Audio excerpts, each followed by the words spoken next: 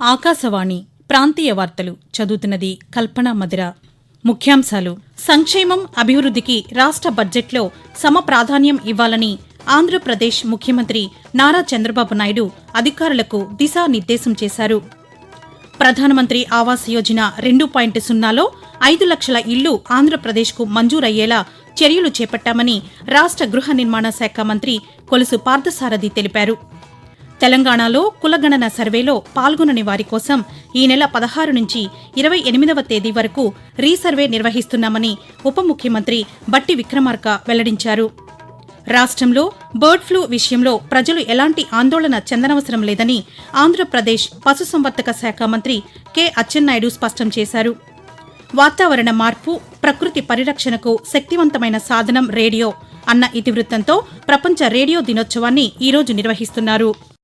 వార్తల వివరాలు: సంక్షేమం, అభివృద్ధికి రాష్ట్ర బడ్జెట్లో సమ ప్రాధాన్యం ఇవ్వాలని ఆంధ్రప్రదేశ్ ముఖ్యమంత్రి నారా చంద్రబాబు నాయుడు సూచించారు. ఈ నెల 24వ తేదీ నుంచి శాసనసభ సమావేశాలు ప్రారంభం కానుండగా 28వ తేదీన పూర్తిస్థాయి బడ్జెట్ ప్రవేశపెట్టే అవకాశం ఉంది. ఈ నేపథ్యంలో ఆర్థిక శాఖ మంత్రి పయ్యావుల కేశవ్ అధికారులతో గుంటూరు జిల్లా ఉండవల్లిలోని తన నివాసంలో బడ్జెట్ కూర్పుపై ముఖ్యమంత్రి నిన్న సమీక్ష నిర్వహించారు. ఎన్నికల హామీల్లో భాగంగా తల్లికి వందనం, అన్నదాత సుఖీభవ, మహిళలకు ఉచిత బస్సు ప్రయాణం పథకాలకు కొత్త ఆర్థిక సంవత్సరంలో ప్రారంభించనున్నారు. ప్రధానమంత్రి ఆవాస్ యోజన PMAY 2.0 పథకం కింద కేంద్ర ప్రభుత్వం నుంచి 5 లక్షల ఇళ్లు ఆంధ్రప్రదేశ్కు మంజూరయ్యేలా చర్యలు చేపట్టామని రాష్ట్ర గృహ నిర్మాణ శాఖ మంత్రి కొలుసు పార్థసారథి తెలిపారు. వీటికి అర్హుల ఎంపిక కోసం గ్రామీణ, పట్టణ ప్రాంతాల్లో సర్వే జరుగుతోందని వెల్లడించారు. గుంటూరు జిల్లా వెలగపూడిలోని రాష్ట్ర సచివాలయంలో నిన్న ఆయన పాత్రికేయులతో మాట్లాడుతూ ముఖ్యమంత్రి నారా చంద్రబాబు నాయుడు చొరవతో PMAY 1.0 పథకం గడువును ఈ ఏడాది చివరి వరకు పెంచారని తెలిపారు.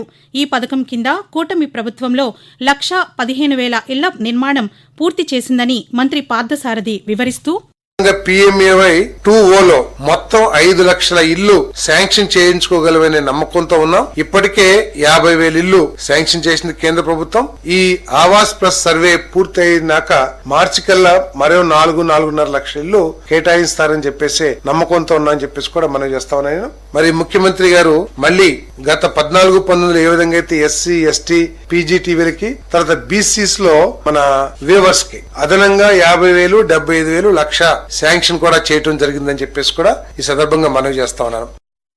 తెలంగాణలో కులగణన సర్వే శాస్త్రీయంగా జరిగిందని ఉప ముఖ్యమంత్రి బట్టి విక్రమార్క తెలిపారు.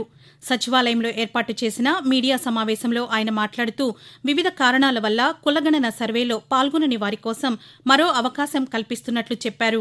ఈ నెల 16 నుంచి 28వ తేదీ వరకు సర్వే సిబ్బందికి వివరాలు అందజేయాలని సూచించారు.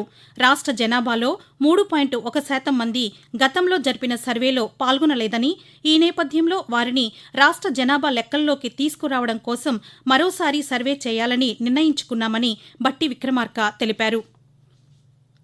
తెలంగాణలో 93 లక్షల గృహాలను డిజిటల్ కనెక్టివిటీ పరిధిలోకి తీసుకువస్తున్నామని రాష్ట్ర IT, పరిశ్రమల శాఖ మంత్రి డి. శ్రీధరబాబు వెల్లడించారు. T-ఫైబర్ ద్వారా ప్రతి ఇంటికి ఇంటర్నెట్ సౌకర్యం కల్పించే బృహత్తర కార్యక్రమాన్ని రాష్ట్రంలో ప్రారంభించామని ప్రపంచ బ్యాంకు ప్రతినిధుల బృందానికి వివరించారు. పైలట్ ప్రాజెక్టు కింద డిజిటలైజేషన్ చేపట్టిన 4 గ్రామాలను ఈ బృందం సందర్శించి తమ అనుభవాలను మంత్రితో పంచుకుంది. మరో 3 ఏళ్లలో రాష్ట్రంలోని అన్ని గ్రామాలకు కనెక్టివిటీని విస్తరించాలని లక్ష్యంగా పెట్టుకున్నామంటూ ఈ సందర్భంగా శ్రీధర్బాబు వారికి తెలిపారు. బర్డ్ ఫ్లూ విషయంలో ప్రజలు ఎలాంటి ఆందోళన చెందనవసరం లేదని ఆంధ్రప్రదేశ్ పశుసంవర్ధక శాఖ మంత్రి కె అచ్చెన్నాయుడు స్పష్టం చేశారు.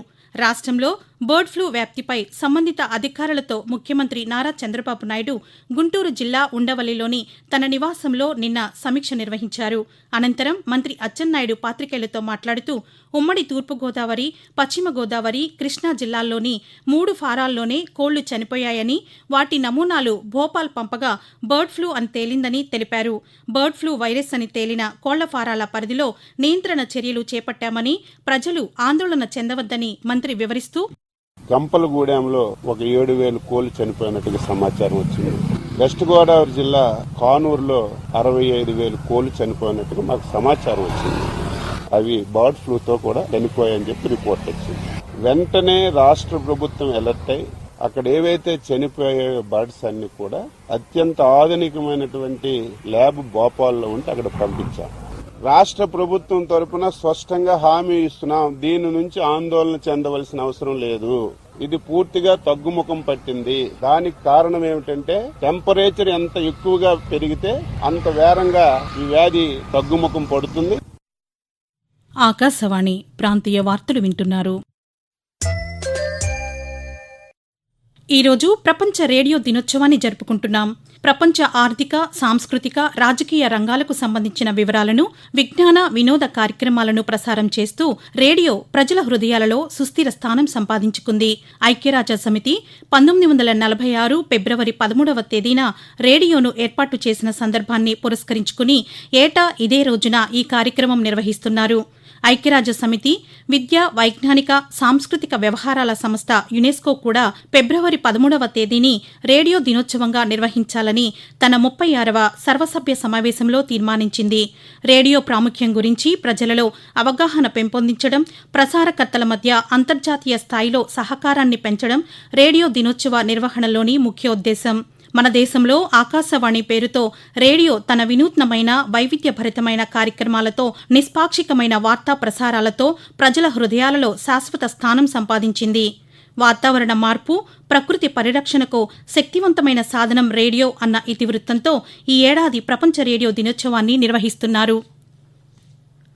ఆంధ్రప్రదేశ్లో పెట్టుబడులు పెట్టేందుకు సిఫీ టెక్నాలజీస్ సుముఖత వ్యక్తం చేసింది. సిఫీ చీఫ్ మేనేజింగ్ డైరెక్టర్ రాజు వేగేస్న గుంటూరు జిల్లా ఉండవల్లిలో రాష్ట్ర ఐటీ, మానవ వనరుల అభివృద్ది శాఖ మంత్రి లోకేష్తో నిన్న సమావేశమయ్యారు.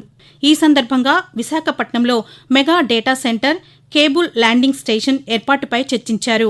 రాష్ట్రంలో పెట్టుబడులు పెట్టేందుకు ప్రస్తుతం ఉన్న అవకాశాలు, ప్రభుత్వ స్పీడ్ ఆఫ్ డూయింగ్ బిజినెస్ విధానాలు, కొత్తగా ప్రవేశపెట్టిన ఐటీ పాలసీ గురించి మంత్రి లోకేష్ ఆయనకు వివరించారు. అలాగే హిందుస్థాన్ కోకోకోలా బేవరేజెస్ ప్రతినిధి ప్యాట్లో రోడ్రిక్ బ్రొవాటో బృందం కూడా మంత్రితో సమావేశమైంది. రాష్ట్రంలో పెట్టుబడులు కొనసాగించేందుకు ఉన్న స్నేహపూర్వక వాతావరణాన్ని కోకోకోలా ప్రతినిధులకు లోకేష్ వివరించారు. ఆంధ్రప్రదేశ్లో గ్రూప్ 2 ప్రధాన పరీక్షకు సంబంధించిన హాల్ టికెట్లు ఈ రోజు నుంచి వెబ్సైట్లో అందుబాటులో ఉంటాయని Andhra Pradesh public service commission APPSC ప్రకటించింది. అభ్యర్థులు ముందుగానే డౌన్లోడ్ చేసుకుని అందులోని సూచనలను పాటించాలని పేర్కొంది. గ్రూప్ 2 ప్రధాన పరీక్షలు ఈ నెల 23వ తేదీన 13 జిల్లా కేంద్రాల్లో జరగనున్నాయి. పేపర్ 1 పరీక్ష ఉదయం 10 గంటల నుంచి 12 గంటల 30 నిమిషాల వరకు, పేపర్ 2 పరీక్ష మధ్యాహ్నం 3 గంటల నుంచి సాయంత్రం 5 గంటల 30 నిమిషాల వరకు జరుగుతుంది. రంజాన్ మాసంలో విధుల నుంచి గంట ముందుగా వెళ్లేందుకు ప్రభుత్వ కార్యాలయాల్లోని ముస్లిం ఉద్యోగులకు ఆంధ్రప్రదేశ్ రాష్ట్ర ప్రభుత్వం అనుమతించింది. వచ్చే నెల 2వ తేదీ నుంచి 30వ తేదీ వరకు మతపరమైన కార్యక్రమాలు నిర్వహించుకునేందుకు ఈ వెసులుబాటును వర్తింపచేస్తూ నిన్న ఉత్తర్వులు జారీ చేసింది. ఉపాధ్యాయులు, ఒప్పంద, పొరుగు సేవలు, గ్రామ, వార్డు సచివాలయాలు తదితర శాఖల్లోని ముస్లిం ఉద్యోగులందరికీ ఈ వెసులుబాటును ప్రభుత్వం కల్పించింది. ఆంధ్రప్రదేశ్లోని మార్కెట్ యార్డుల స్థలాలు అన్యాక్రాంతం కాకుండా సంరక్షణ చర్యలు తీసుకోవాలని రాష్ట్ర వ్యవసాయ మార్కెటింగ్ శాఖ మంత్రి కె అచ్చెన్నాయుడు అధికారులను ఆదేశించారు. విజయవాడ క్యాంపు కార్యాలయంలో నిన్న ఆయన మార్కెటింగ్ శాఖ అధికారులతో సమీక్ష నిర్వహించారు. మార్కెటింగ్ శాఖకు చెందిన స్థలాల వివరాలతో పాటు అధిక విలువలు గల స్థలాలను సంరక్షించడానికి తీసుకోవాల్సిన చర్యలపై నివేదిక ఇవ్వాలని మంత్రి కోరారు. ఆకాశవాణి ప్రాంతీయ వార్తలు ముగించే ముందు ముఖ్యాంశాలు మరొకసారి. సంక్షేమం, అభివృద్ధికి రాష్ట్ర బడ్జెట్లో సమ ప్రాధాన్యం ఇవ్వాలని ఆంధ్రప్రదేశ్ ముఖ్యమంత్రి నారా చంద్రబాబు నాయుడు అధికారులకు దిశానిర్దేశం చేశారు.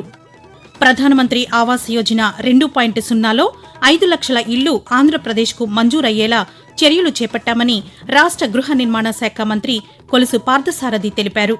తెలంగాణలో కులగణన సర్వేలో పాల్గొనని వారి కోసం ఈ నెల 16 నుంచి 28వ తేదీ వరకు రీసర్వే నిర్వహిస్తున్నామని ఉప ముఖ్యమంత్రి బట్టి విక్రమార్క వెల్లడించారు. రాష్ట్రంలో బర్డ్ ఫ్లూ విషయంలో ప్రజలు ఎలాంటి ఆందోళన చెందనవసరం లేదని ఆంధ్రప్రదేశ్ పశుసంవర్ధక శాఖ మంత్రి కె అచ్చెన్నాయుడు స్పష్టం చేశారు. వాతావరణ మార్పు, ప్రకృతి పరిరక్షణకు శక్తివంతమైన సాధనం రేడియో అన్న ఇతివృత్తంతో ప్రపంచ రేడియో దినోత్సవాన్ని ఈరోజు నిర్వహిస్తున్నారు. ఆకాశవాణి ప్రాంతీయ వార్తలు ఇంతటితో సమాప్తం. తిరిగి మధ్యాహ్నం 1:20 ప్రాంతీయ వార్తలు వింటారు.